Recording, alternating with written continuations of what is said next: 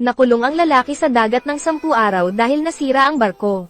Nang mawalan siya ng pag-asa, may nakita siyang isolated island sa di kalayuan. Nagbigay ito sa kanya ng agarang pag-asa na mabuhay. Sinubukan niya ang makakaya para hilahin ang raft sa pampang. Nagugutom at nauuhaw, tumakbo siya patungo sa gubat. After uminom ng tubig, nakakita siya ng kubo sa harapan. Paglakad-lakad niya wala siyang nakitang tao. Di sumuko si Allison, pumunta siya sa huling simbahan. Oo naman, may nakita siyang madre. Nagulat si Sister Angela nang makita si Allison. Di makapaniwala si Angela makatagpo siya ng isa pang tao sa isla.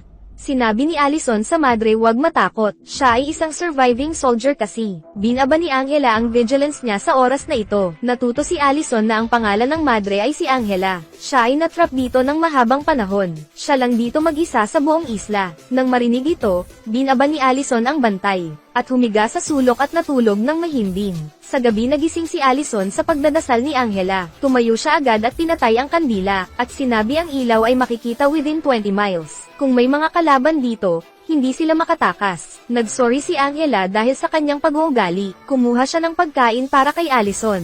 Nang malaman ni Allison ito ay last food na, nakonsensya siya bigla, tapos pumunta siya sa puno. Kumuha siya ng prutas para kay Angela. Pero hindi ito sapat para sa kanya, kaya gumawa siya ng mga fishing tools. Biglang may isang sigaw ng baboy ramo. Sinundan ni Allison ang tunog sa cave, pero na-miss niya pa rin ang pagkain ito. Pero itong cave mamaya ang magligtas sa kanilang dalawa. Sa oras na ito, nakakita si Angela ng turtle sa labas. Tingin niya napaka-interesting ng bagay na ito. Nang sinabi niya kay Allison tungkol dito, si Allison ay parang nakakita ng masarap na pagkain. Dinala niya si Angela sa beach, at hilahin ang raft at sumugod sa tubig. Sinubukan nilang dalawa sumugod sa direksyon ng turtle. Nang dumishing sila sa harapan ng turtle, ang turtle ay walang malay sa panganib. Nagsa-sunbathing ito ngayon. Nang matagumpay siyang hinuli ni Allison, mayabang niyang ipinakita ang skills niya kay Angela. Di inaasahan biglang hinayla siya sa tubig ng turtle. Buti na lang malakas si Allison. Di nagtagal na ubos ang lakas ng turtle. Sa gabi, nag-enjoy ang dalawa ng masarap na pagkain. Si Angela ay sobrang saya dahil dito. Pero sinabi ni Allison kay Angela ang bad news. Kahit walang problema sa pagkain at tubig dito, ang problema ay walang barko na dumadaan dito. Pwede silang matrap dito ng ilang taon. Nabigo si Angela nang marinig ito. Gusto niya kasi maging formal nun. Kailangan ng approval ng superiors. Sinabi ni Allison maging handa si Angela. Kung sila sa oras na iyon, ay kailangan magsabay mabuhay magkasama. Hindi muna sumagot si Angela sa oras na ito. Sa mga sumunod na araw, naging maganda ang relasyon ng dalawa. Magkaibigan na maraming topic. Mas nagiging outspoken si Allison. Sinabing napakaganda ni Angela. Nahiya si Angela, di niya alam paano sumagot. Akala niya magpapatuloy ang mga tahimik na araw. Pero biglang sumulpot ang tunog ng eroplano. Ang experienced na Allison alam na hindi ito isang friendly plane. Itinago niya ang kanilang lifeboat. Hinayla niya ang mga palm leaves para matakpan si Sister Angela. Kung tutuusin, masyadong litaw ang damit niya. Mabilis mahanap ng kalaban. Sinabi ni Allison kay Angela. Gumagawa ang kalaban ng reconnaissance work. Ang kalaban ay malamang na makarating dito mamaya, kaya kailangan nilang maghanap ng hiding place. Dinala ni Allison si Angela sa kuweba na nahanap niya last time.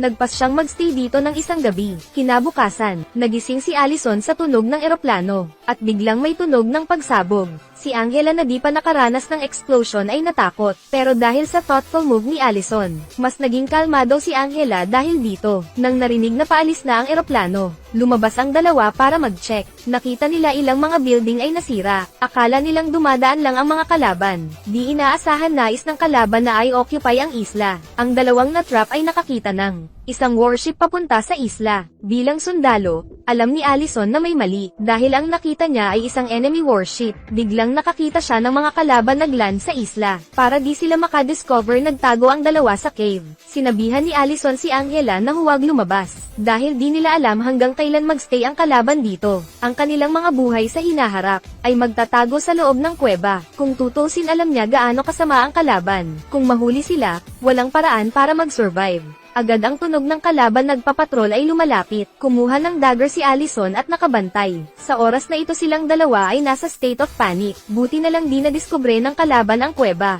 Nakatakas sila sa panganib. Sabi ni Allison baka mahirap maghanap ng pagkain dito. Nang marinig ito, sabi ni Angela gusto niya mag-surrender para makaiwas silang dalawa sa starvation. Sabi niya isa lang siyang madre, walang gagawin ng kalaban sa kanya. Naniniwala ako ay rerespeto nila ang vocation ko. Nang marinig ito, humiling si Allison ng ulo niya, at agad na deny ang salita niya. Sinabihan si Angela na sumunod sa kanya sa lahat, kung hindi baka mamamatay sila, para di mamatay sa gutom. Bawat gabi nagsisneak in si Allison para maghanap ng pagkain.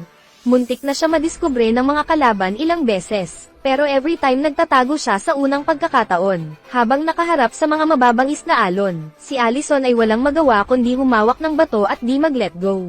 Dahil walang apoy, si Angela na di pa nakakain ng raw food, ayaw niyang kumain. Kahit anong persuade ni Allison, di pa rin kayang kainin ito ni Angela. Nakitang di niya kayang kainin ito, nagpasya si Allison na mag-take risk para kay Angela. Habang di napansin ng sentry, nag-sneak in siya sa enemy warehouse. Tumingin sa maraming stock na pagkain. Pinuno niya ang bulsa niya ng mga pagkain. Pero nung umalis na siya, isang kalaban ang pumasok. Kailangan ni Allison magtago sa shelf. Ang di niya inaasahan ay, maglalaro ang dalawang tao ng Go. Iyon lang. Hindi makaalis si Allison hanggang magdamag.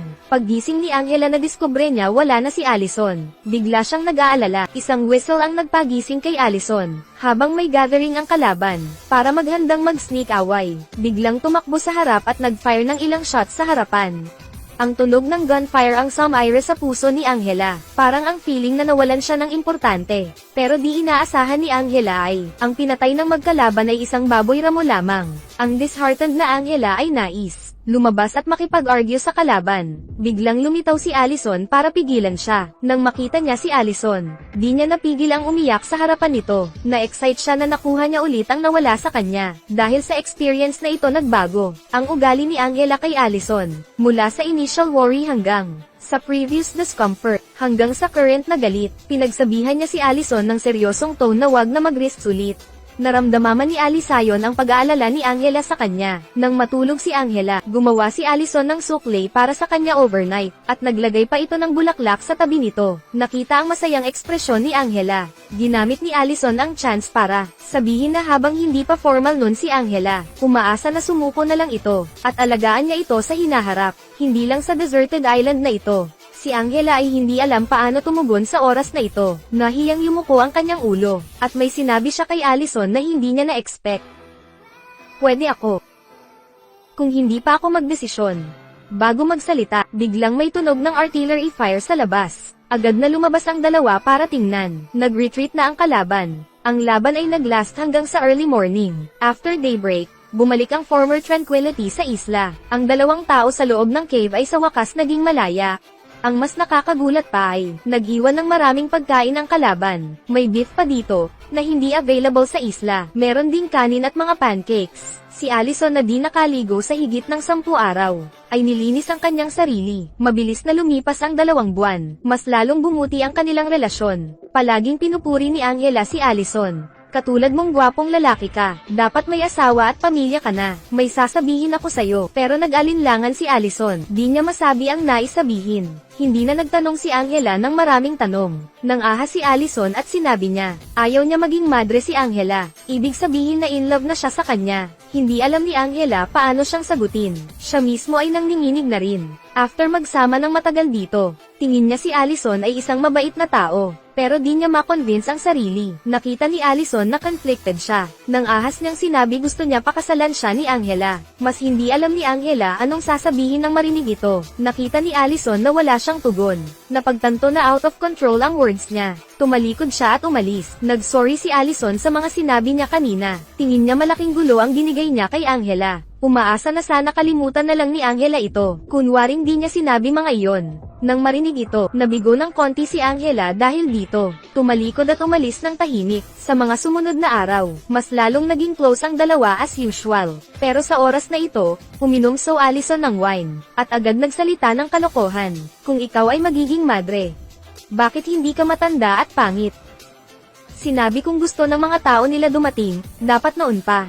Baka after matapos ang digmaan, walang makahanap sa kanila. Kung matrap sila sa isla habang buhay, ano ang point ni Angela na magiging madre? Pinaalala nito si Angela na nakakalungkot na bagay. Umalis siya sa bahay sa ulan na umiiyak. Nang lumabas ang lasing na Allison, nawala na si Angela. Hanggang isang araw nahanap siya ni Allison sa gubat. Habang binuhat niya si Angela at pauwiin ito, nakita niya bumalik ulit ang mga kalaban. Wala siyang choice na dalhin si Angela sa kuweba. Sa oras na ito si Angela ay nanginginig sa lamig. lamig. Kahit na tinakpan ni Allison siya ng damit, pero wala pa rin itong use. Walang magawa, agad na nag-take risk ulit si Allison. Nag-sneak in siya sa tent ng kalaban. Nagdala siya ng kumot para kay Angela. Hinubad rin ang kanyang basang damit. Nang magising si Angela ulit, nakita niya nakahang ang kanyang mga damit. Nag-explain si Allison, pero ngumiti lang si Angela at hindi siya sinisi. Nagpapasalamat pa siya kay Allison.